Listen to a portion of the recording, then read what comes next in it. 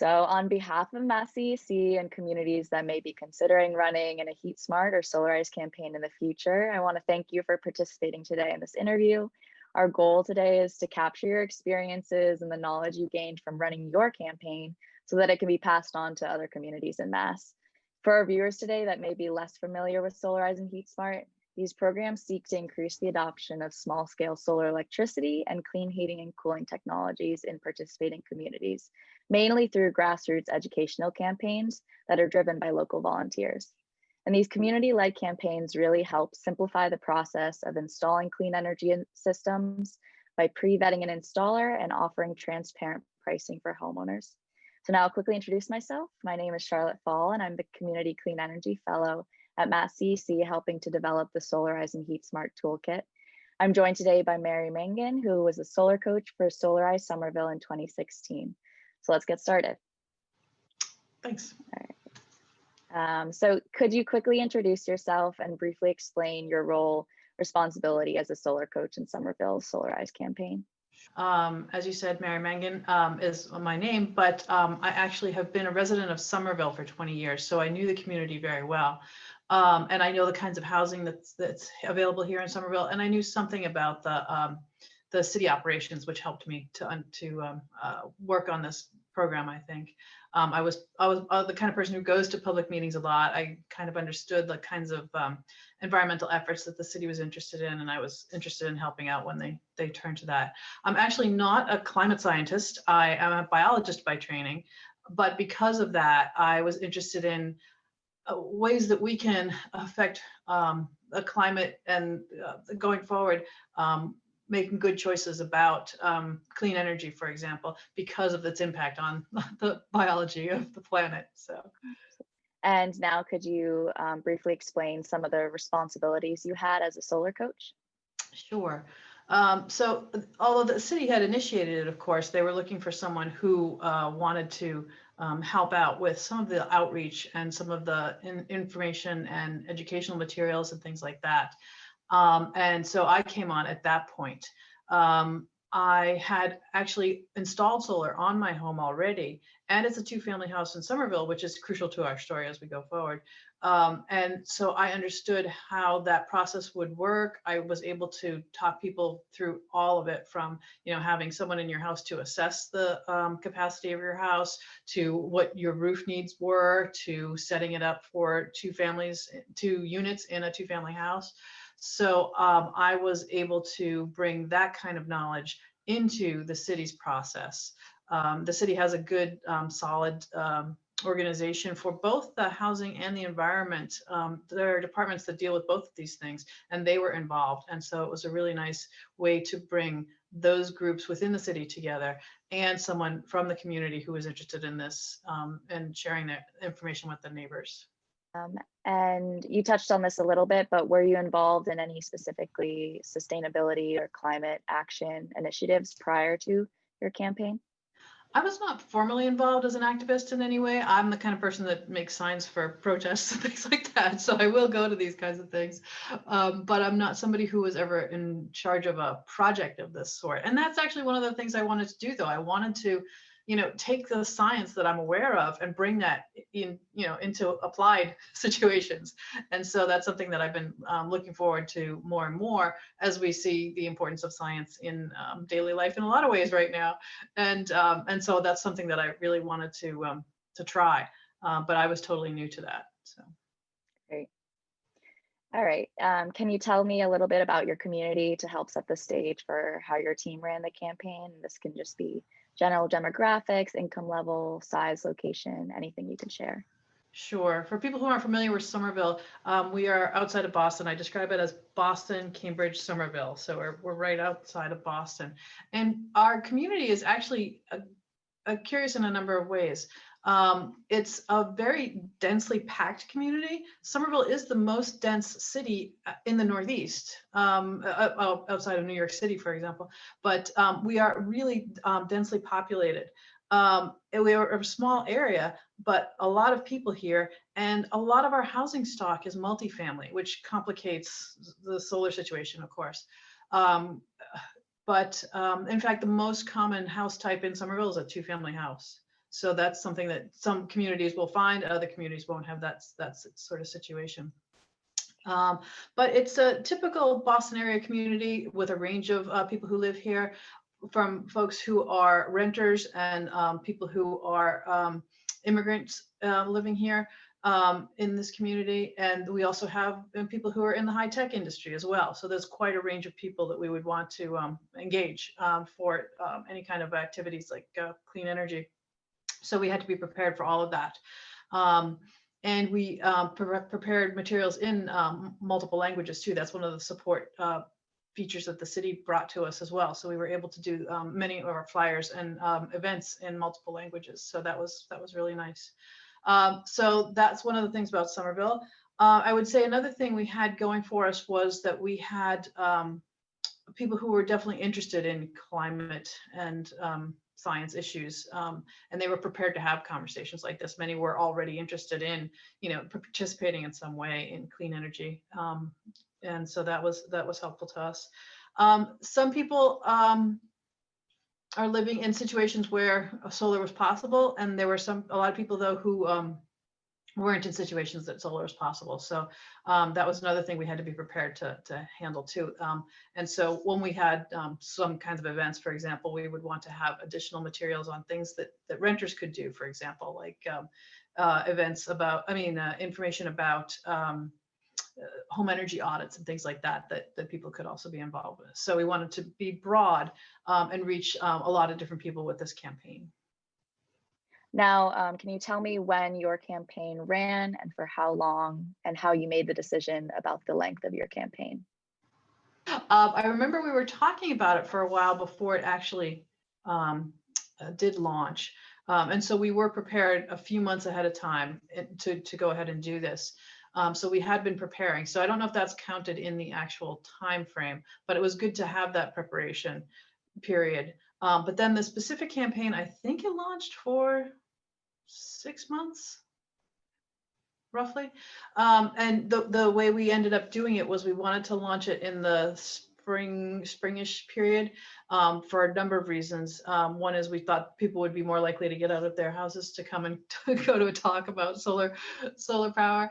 And we also have in Somerville, we've got a lot of festivals, or at least we did before the pandemic. Now things are a little different, but every week there's a festival in Somerville. So that gave us a lot of opportunity to talk to the residents who would be just walking past a booth that we would set up or a table. And we were able to reach a lot of the community that way. And that also gave us time to get people interested in the concepts, because they were going to have to work through some of the things like what's the condition of their roof and what are the financing, things like that. So it had to be long enough to allow people to go through some of that process. But the other constraint on it was that the state was about to be changing some of the regulations about how the solar credits are assessed. And so that we wanted to get people into the system prior to those changes, so that all of the things that we had told them made sense with what our program was about. So now, did your team set any specific goals in order to measure success during the campaign? So we did have goals for our campaign, yes. We wanted to have a certain number of houses installed. We had a target for that, and we were aiming for 100 of the residents in Somerville to do the installations. But we also had a 400 kilowatt threshold that we were trying to reach. And because the solar provider that we chose would offer us, if we reach this goal, the opportunity to donate an array to a nonprofit organization in our community. And so that was a really nice incentive. That's not something like, I could never afford to put a solar array on a nonprofit's house, but I could contribute to doing that as well. So that was really a driver. And when we reached that, I was really pleased about that. So your team chose to facilitate their own installer selection process independent of Mass CEC. And can you tell me a little bit about how you ran the installer selection process and how you worked with your municipality? The decision on the City of Somerville side was that we have the capacity to do the RFP process, and we had the right people who would come to the table to evaluate the proposals. and there was already a process in place that the city was quite comfortable with. So it didn't require a whole new layer of people coming in to help. And I can see in other communities it might be the right thing to do it with other assistance, but in our case, that was all set. So we chose to do it that way, and we had a really great process. So the city folks who do the administrative kinds of things of issuing the RFP, all of that stuff, that was all handled really, really professionally and properly. And we had people, as I mentioned before, we had the environmental sustainability office involved. We had the housing office involved. There was me as a volunteer from the community. We had another volunteer from the community who was on the city's climate commission, a volunteer board of climate commissioners who are interested in this process. We also had someone from the inspectional services division, which is something that I wouldn't have thought of as an important piece of this as we went forward, but it was really great having that person in the room, because they were able to explain why the inspection process had to occur in such a way, and they wanted to have a voice in choosing an installer who respected the inspectional services division to make sure everything was installed properly and safely, and also the safety of the workers on the roof as well. That's something that I hadn't thought through in the past. Like, it's just something wasn't part of my experience. But this person brought to us the fact that some of these installers might use too many people on a roof, which would be an unsafe situation or something like that. And they wanted to know how many people would be, on that construction site. So they brought other things to this that I wouldn't have realized were part of the key issues. But I really felt good as we brought that whole team together, evaluated these proposals. People asked all kinds of questions from residents' perspective, but also from technical perspectives. And I thought it was a really nice way to organize that. So in our city, we had the capacity to do that, and everyone was on board. In some other places that might not work as well. I'm wondering if you would be able to speak towards when you released your RFP for the installers, if you included any criteria about having experience dealing with two-family households? We were definitely interested in an installer who understood our housing stock here. It was definitely an issue in several ways, actually. So not only is the most common house type in Somerville a two-family house, we also have a lot of triple deckers. A lot of people know the Boston 3-decker. We got those. And so that was another issue that our installer had to be prepared for. We also had another situation that people were concerned about, which was slate roofs. So in some communities, that's not an issue, but we have some older housing stock that actually has slate roofs, and we had to have an installer who was prepared to do that as well. So when we were looking at these installers, we made all of these things very clear, that it had to be someone who was comfortable in these kinds of situations, all of those situations, multifamilies, as well as these strange roofing situations too. So, and that was really important going forward. And because I understood as a two-family homeowner how the credits are assessed and how to apply credits to the other person's bill, that gave me a lot of opportunity to just show people my electric bill. Here's my electric bill that says 0, and here's where I issue the credits to the other home as well, the other unit in our house. And people were able to grasp that because of my experience, but it was definitely something that the installer had to be aware of and had to know that a lot of people were going to be coming with this situation. So we specified that in our RFP process and made sure that that installer was aware and capable of that. Do you have any tips for working with a municipality for communities that may decide to run the installer RFP on their own? They definitely involve the people who are going to be inspecting the arrays. And I think that was a really key feature of the way that our group did it, because one of the things in Somerville is they're very serious about the inspections, and that could be a barrier. And homeowners had confidence that because we'd already worked with the folks who do the inspections, that process was going to be okay. And there was already a pipeline of, if there were any kinds of issues, the inspection services folks understood what we were doing and could work with the selected installer as well. So that was really, really beneficial, I think, for our community, for everyone's comfort all around. And just for moving all these processes through the inspection process, the permitting process, all of those sorts of things. And that's just something that as a resident, I wasn't fully conscious of, I guess, before that. The other thing that was really helpful for us was because we had support all the way from the mayor down through the system. We had a lot of great interactions with people at very different parts of the city government.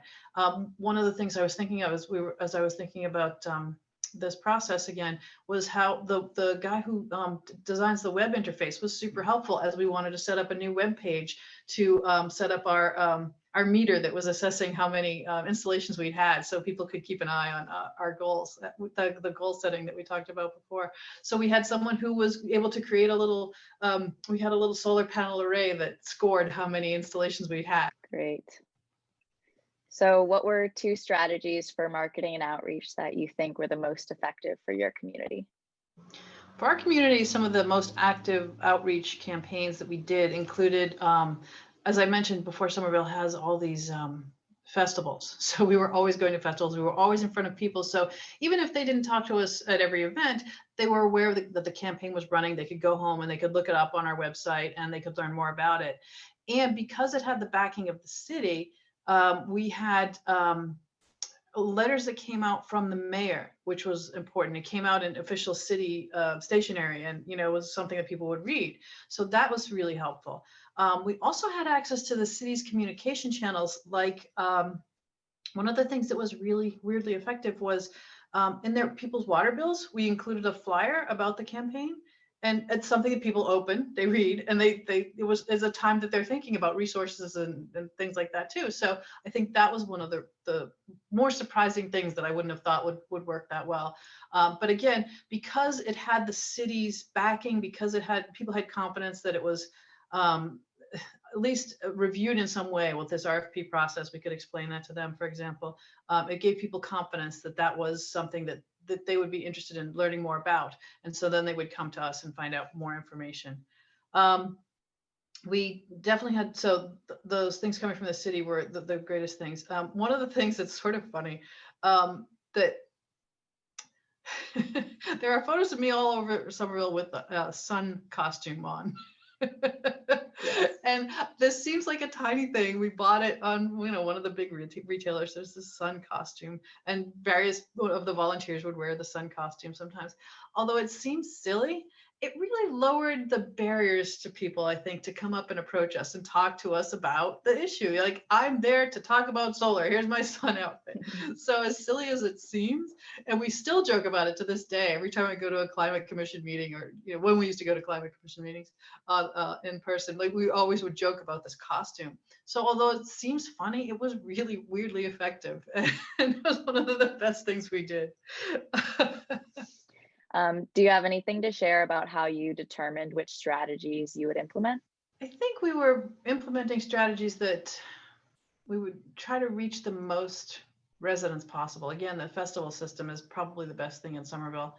I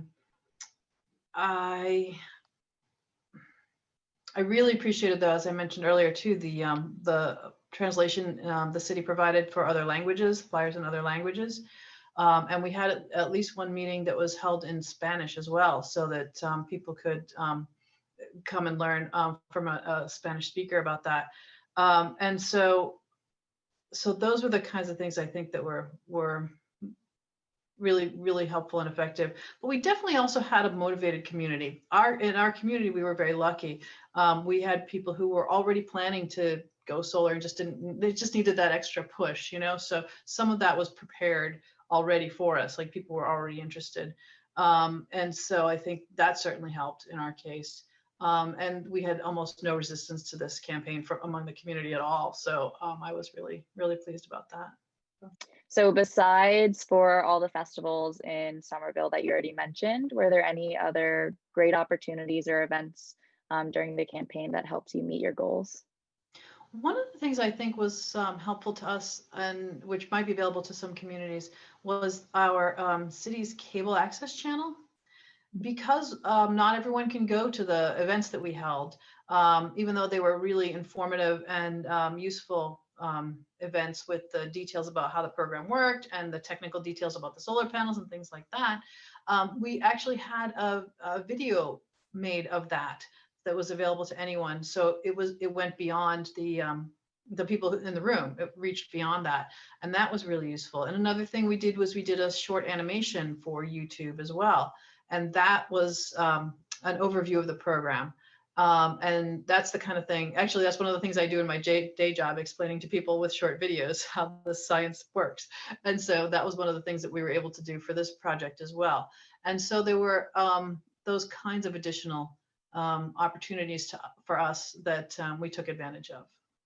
And I think these kinds of YouTube recordings would really work well for people in pandemic times as well. So what were some of the biggest challenges you faced while running your Solarize campaign? The challenges were mostly physical challenges. Some of them were just the roofing situations. People were interested in this, but they had to get a new roof beforehand. Some of these are old houses in Somerville that hadn't had a roof in a while. And so some people had, although they were interested, they had to be prepared to have the appropriate roof structure for that. So some people weren't able to do it for that reason. Another thing that was possibly a barrier that other communities will find is that we had a lot of people who were interested, but they were in condo situations. So they were legally either not able to access the roof, or they had to get approval from the condo board to do this, or they couldn't get everybody to agree to that, or there are other barriers to that. But there were some cases where it did succeed. And we even had a lawyer who was a volunteer who wanted to review condo documents and to tell people what the steps they would need if they wanted to do this on their condo. So that was something that was helpful, and maybe not something that I would have expected going into it, that legal situation. So that was an interesting hurdle that we had to come across, and some people weren't able to get past that with their condo boards, but other people were. So we know that it did work. So there were certainly situations like that. Of course, it's a big expense too, so that was an issue. A lot of people were just not prepared for that kind of expense, but we were able to point them to things like the loans, the solar loans that were available, which were super helpful. And we had not as part of our official program, but there was a local bank who had done these kinds of things, and they were willing to talk to people who were interested in this. So we had a bank prepared to help out and understand the situation as well. And so that was really nice too. So all of the pieces like that were available to us. So if you were available, if you were able to put solar on, we had the infrastructure available for everyone to do that. But there were some people who would hit barriers as they were trying to do it. Do you think your Solarize campaign was successful in educating your community about the benefits of clean energy? I hope that our campaign was successful. I've seen more solar go into Somerville afterwards too, and we were told during the campaign period that once neighbors install it and are able to talk about it, it would encourage more neighbors to go solar as well. So I hope that was something that they're interested in. And another thing is, even our campaign, although we didn't have an opportunity for renters to do something with the specific solar campaign, we were able to talk to them about other kinds of opportunities that renters could do. So I think we were able to reach more people from that perspective as well. And I think that going forward, I haven't kept up with the numbers installed in Somerville, but I've definitely seen more solar panels around Somerville as I drive around, which makes me very happy. Do you think that your campaign has inspired additional climate action within your community? We have a very active community already. And so people were interested in many different kinds of things, transportation issues and other green space issues and things like that already. But I think it was a good opportunity for people to understand, with some infrastructure and with a city process, what could we do? And other campaigns could be adopted to model that. And we've talked about that as well. It could be like the Solarize campaign, and we would proceed with some of the same strategies and some of the same folks involved. And so I think that does help provide a framework for future conversations and future kinds of programs that might come out. So what suggestions or tips do you have for communities looking to run a Solarize campaign on their own? And just to clarify that this means they'd be doing it without funding from Mass CEC. I would say go ahead and try it. And there are people who are interested in adopting solar or other clean energy technologies, and they want a little guidance. They want some help with that, and providing that sort of framework is definitely worthwhile. And even for your own knowledge, learning how this kind of process works, and community outreach as well. So it was definitely valuable from that perspective. Um, One of the things that I would encourage you to do, though, if I was doing it again, what would I do? One of the things I would be prepared to do is to have more options for people who are not homeowners, because all of the things that we were offering people required you to own the roof, and that wasn't always the case for people. So even though people wanted to make some changes to contribute to reducing fossil fuels and things like that, it would be better if there was also another component of it that wrapped in some other opportunities for people who don't own homes. One of the things that I was really glad to be prepared for as we rolled it out was one of the previous solar coaches had alerted me to the fact that once you do run one of these campaigns, you have other people coming in who try to take advantage of the marketing that you're doing, or the outreach and things like that. And so being prepared to have an awareness of what other people might be telling other residents as you're trying to run your campaign. Those are the kinds of things that I would be aware of as a campaign rolls out. Well, thanks so much for asking me for my opinions on how our Solarize campaign ran, and I hope that other communities will try to adopt this. It was definitely worthwhile for me. I feel really good about helping out my neighbors to get this accomplished, and I am really pleased that we were able to teach people about the solar energy. Even if it didn't happen during our campaign, people were going to adopt it later. It had long-lasting impacts, I think. Thank you so much, Mary. Yeah, you're welcome.